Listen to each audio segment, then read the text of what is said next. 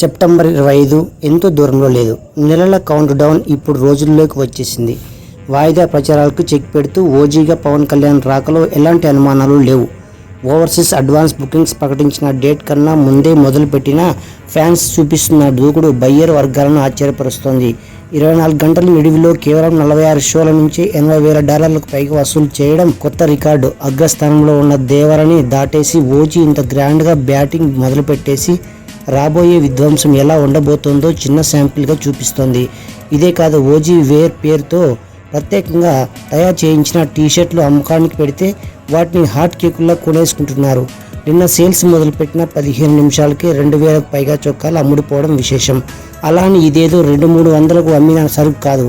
ఒక్కొక్కటి 800తో మొదలుపెట్టి $1,900 దాకా ఉన్నాయి. అయినా సరే ఫ్యాన్స్ లెక్క చేయకుండా వాటిని సొంతం చేసుకుంటున్నారు. రాబోయే రోజుల్లో ఇలాంటి హుడీలతో పాటు టోపీలు, కీ చైన్లు, ఎయిర్ బ్యాండ్లు, చైన్లు ఇలా రకరకాల ఉత్పత్తులను ఓజీ పేరుతో తీసుకురాబోతున్నారు. ఇప్పుడే ఇలా ఉంటే ఇక ఏపీ, తెలంగాణ బుకింగ్స్ మొదలు పెడితే జరగబోయే అరాచకం ఊహించుకోమని ఫ్యాన్స్ సోషల్ మీడియాలో ఊరిస్తున్నారు. బజ్ లేని హరిహర విలమలనే కొన్ని చోట్ల ఓపెనింగ్ డే రికార్డ్ పెట్టింది.